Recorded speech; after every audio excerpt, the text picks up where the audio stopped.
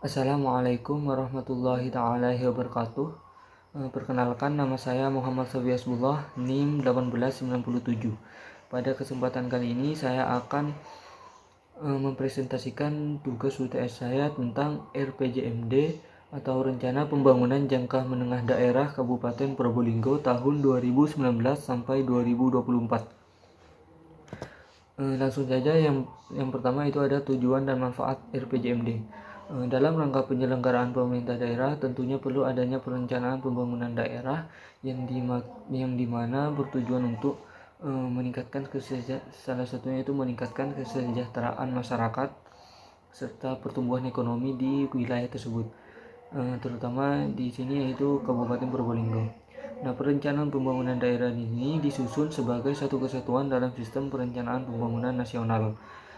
Jadi kewenangan tersebut merupakan kewenangan dalam menentukan dan melaksanakan kebijakan menurut prakarsa sendiri berdasarkan aspirasi dari masyarakat, mulai dari perencanaan, penganggaran, dan pelaksanaan, pengawasan, serta evaluasi. Dari sini masyarakat ini dapat ikut campur tangan terhadap perencanaan pembangunan daerah. Di RPJMD Kota Probolinggo ini, rancangan ini bertujuan untuk memberikan arah terhadap kebijakan keuangan daerah, strategi pembangunan daerah, kebijakan umum, program perangkat daerah, lintas satuan kerja perangkat daerah, dan program kewilayahan dalam rangka menjamin keberlanjutan rencana pembangunan jangka panjang Kota Probolinggo tahun 2005 sampai 2025. Jadi RPJMD ini masih berkaitan dengan dalam rangka menjamin keberlanjutan rencana pembangunan jangka panjang di Kabupaten Probolinggo. Selanjutnya itu ada visi dan misi. Nah, untuk visinya sendiri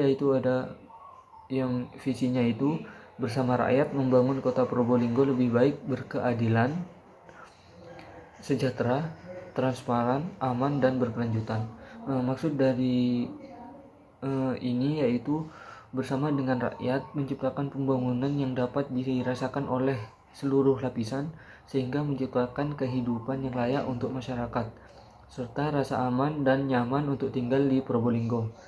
Pembangunan ini dapat diawasi langsung oleh masyarakat, dan pembangunan yang dilakukan oleh pemerintah Kota Probolinggo tidak hanya berorientasi terhadap kebutuhan masyarakat hari ini, akan tetapi disesuaikan dengan kebutuhan masyarakat di masa yang akan datang. Nah, untuk misinya sendiri itu ada 4. Misi yang pertama itu pembangunan ekonomi yang berdaya saing berbasis sektor potensial. Nah, pada misi yang pertama ini berfokus kepada pembangunan ekonomi dengan kekuatan sektor potensial atau sektor unggulan yang dimiliki oleh setiap wilayah masing-masing. Di Kota Probolinggo, pencapaian pembangunan ekonomi ini ditunjukkan oleh laju pertumbuhan Kota Probolinggo yang dinamis yang bertumbuh kepada investasi daerah, sektor perdagangan, dan perindustrian. Misi yang kedua yaitu sumber daya manusia dan kesejahteraan sosial yang berkualitas. Salah satu tujuan terpenting dari hasil pembangunan ini ditunjukkan oleh tingkat kesejahteraan masyarakat. Nah, kesejahteraan masyarakat ini dapat dilihat dari tingkat kemiskinan. Perencanaan yang dapat dilakukan yaitu kualitas dan akses pendidikan, kesehatan, peningkatan kualitas dan akses tenaga kerja, sehingga dapat menekan tentunya dari kemiskinan, sehingga dapat dari kemiskinan yang ditekan itu sehingga dapat meningkatkan kesejahteraan dari masyarakat Probolinggo itu sendiri. Yang misi ketiga yaitu ada infrastruktur dan lingkungan hidup yang berkelanjutan. Nah, dari pembangunan di Probolinggo ini tidak hanya berfokus pada segi ekonomi, akan tetapi juga berfokus kepada keseimbangan dan kesinambungan lingkungan hidup. Perencanaan dalam rangka mencapai misi 3 ini yaitu meningkatnya kualitas lingkungan hidup, meningkatnya ketahanan terhadap bencana, meningkatnya ketersediaan dan kualitas infrastruktur. Misi yang keempat yaitu tata kelola pemerintahan dan pelayanan publik yang baik. Dalam mencapai pembangunan di Kota Probolinggo, kualitas kinerja dan profesionalitas pemerintah menjadi salah satu penentu tercapainya pembangunan tersebut. Nah, ditambah support sistem yang baik tentunya memberikan dampak terhadap kinerja pemerintah dalam membangun kota Probolinggo. Dari pembangunan tata kelola pemerintahan dan pelayanan publik yang baik ini, yaitu ada skor indeks reformasi birokrasi dengan dibentuk melalui sistem akuntabilitas yang baik dan kualitas penyelenggaraan pelayanan publik yang prima. Nah, untuk selanjutnya yaitu ada permasalahan atau isu-isu strategis. Permasalahan pembangunan ini merupakan suatu permasalahan pada penyelenggaraan pembangunan yang merujuk pada identifikasi permasalahan pembangunan daerah secara real, aktual dapat berpengaruh terhadap keberhasilan pembangunan daerah. Dari permasalahan-permasalahan tersebut dapat dijadikan landasan untuk merumuskan isu-isu strategis pembangunan daerah tahun 2019 sampai 2024 di Kabupaten Probolinggo. Berikut beberapa permasalahan yang dijadikan sebagai isu strategis di Kabupaten Probolinggo. Yang pertama itu belum optimalnya kinerja pelayanan pendidikan, yaitu pelayanan pendidikan ini seperti ini masih kurang. Nah, untuk yang kedua itu belum efektifnya upaya peningkatan kualitas layanan kesehatan. Yang ketiga itu upaya pemaksimalan sumber-sumber pendapatan daerah masih belum optimal. Yang keempat, kapasitas produksi belum meningkat secara signifikan. Yang kelima yaitu penyediaan infrastruktur dasar dan infrastruktur sosial belum optimal.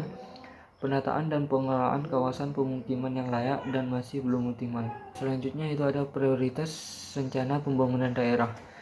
Dari pembangunan daerah ini di Kabupaten Probolinggo terdapat 3 poin penting untuk mewujudkan visi dari Kabupaten Probolinggo. Yang pertama itu ada SDM dan sosial, di mana ini menunjuk pada pendidikan, kesehatan, perlindungan sosial, kemandirian pangan, ketentraman dan ketertiban, penyerapan tenaga kerja, pemberdayaan, dan kesetaraan gender. Nah, untuk yang kedua itu ada infrastruktur dan lingkungan hidup. Yang ini merujuk pada kualitas lingkungan hidup, ketersediaan dan kualitas infrastruktur sosial dan ekonomi. Dan yang terakhir yaitu ada daya saing ekonomi. Ini berfokus kepada perdagangan dan perindustrian serta investasi daerah. Untuk selanjutnya yaitu ada gambaran umum perkembangan PDRB. Nah, untuk mengetahui kondisi ekonomi suatu daerah dalam periode tertentu dapat menggunakan salah satu indikator yaitu dengan PDRB atau Produk Domestik Regional Bruto, baik dari harga konstan maupun dari harga yang berlaku. Nah, untuk PDRB ini pada dasarnya merupakan jumlah nilai tambah yang dihasilkan oleh seluruh unit ekonomi dalam suatu daerah tertentu. PDRB ini jika dilihat dari dasar harga berlaku ini menggambarkan nilai tambah barang dan jasa yang dihitung menggunakan harga pada tahun berjalan. Kalau pada jika PDRB pada atas dasar harga konstan, ini menggunakan 1 tahun sebagai tahun dasar. Harga yang di tahun dasar tersebut digunakan untuk menunjukkan nilai tambah barang dan jasa tersebut. Nah, PDRB di Kabupaten Probolinggo ini terdapat 3 sektor terbesar dalam pembentuk PDRB. Yang pertama yaitu pada perdagangan besar dan eceran, reparasi mobil dan sepeda motor, disusul oleh sektor industri pengolahan, dan yang ketiga yaitu transportasi dan pergudangan. Ini diambil pada tahun 2018. Nah, untuk PDRB di harga berlaku 3 penyumbang terbesar ini juga sama seperti yang di harga konstan, yaitu didominasi oleh sektor perdagangan besar dan eceran, reparasi mobil dan sepeda motor, dan industri yang kedua itu industri pengolahan, serta serta yang ketiga yaitu sektor transportasi dan pergudangan. Selanjutnya itu ada pendekatan pembangunan daerah. Nah, pendekatan yang digunakan oleh Kabupaten Probolinggo ini yaitu pendekatan regional, di mana dalam proses pembangunan wilayah atau daerah Probolinggo terfokus kepada semua wilayah, di mana rencana yang dibuat ini sesuai dengan potensi wilayah masing-masing. Serta pendekatan yang digunakan untuk perencanaan ini yaitu pendekatan top down dan bottom up. Yaitu perencanaan yaitu ada yang dari pemerintah langsung dan ada dari aspirasi dari masyarakat itu sendiri. Nah, contohnya dari perencanaan ini ada struktur tata ruang yang mana terdapat 5 wilayah yang dijadikan pusat untuk perencanaan pembangunan, dan tentunya kelurahan di sekitar dijadikan pusat tersebut ikut berpartisipasi dalam RPJMD tersebut.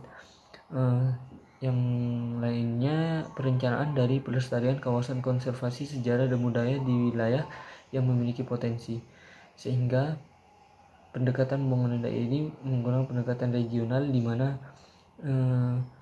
perencanaan pembangunan wilayah ini sesuai dengan potensi yang dimiliki oleh setiap wilayah di Kabupaten Probolinggo. Nah, untuk yang terakhir yaitu ada indikator kinerja. Nah, pada Indonesia ini telah mendukung tujuan pembangunan berkelanjutan atau Sustainable Development Goals atau disingkat menjadi SDGs.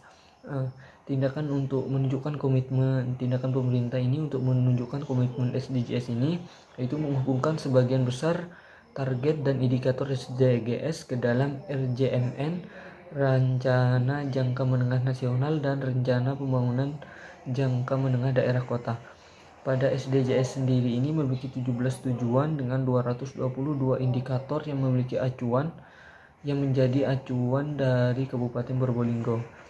Berikut beberapa indikator dalam tujuan SDGs di Kabupaten Probolinggo. Yang pertama itu ada indikator mengakhiri kemiskinan atau tanpa kemiskinan. Yang pertama itu dilihat dari jumlah rumah tangga yang mendapatkan bantuan tunai bersyarat atau program keluarga harapan PKH. Yang kedua itu proporsi sumber daya yang dialokasikan oleh pemerintah secara langsung untuk program pemberantasan kemiskinan. Yang ketiga itu persentase rumah tangga yang memiliki akses terhadap layanan sanitasi, layanan dan berkelanjutan. Yang kedua itu ada indikator kehidupan sehat dan sejahtera. Untuk indikator ini menjamin kehidupan yang sehat dan meningkatkan kesejahteraan seluruh penduduk semua usia. Yang pertama itu indikatornya itu ada cakupan jaminan kesehatan nasional. Yang kedua itu angka kelahiran pada perempuan umur 15-19 tahun. Yang ketiga itu prevalensi tekanan darah tinggi. Nah, untuk yang selanjutnya itu ada indikator pendekatan berkualitas. Nah, untuk ini yang pertama yang menjadi indikator dari ini yaitu persentase SMP atau MTS berakreditasi minimal B.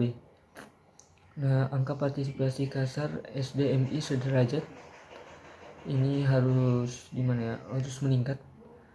Jika indikator pendidikan berkualitas ini ingin tercapai, tentunya angka partisipasi kasar dari SDMI ini sederajat ini meningkat. Dan yang ketiga itu ada rasio angka partisipasi murni perempuan atau laki-laki di SDMI sederajat, SMP, MTS, SMA sampai dengan di perguruan tinggi. Mungkin itu saja yang dapat saya sampaikan dari dipresentasikan dari tugas UTS di RPJMD Rencana Pembangunan Jangka Menengah Daerah di Kabupaten Probolinggo tahun 2019 sampai 2024. Kurang lebihnya mohon maaf. Wassalamualaikum warahmatullahi wabarakatuh.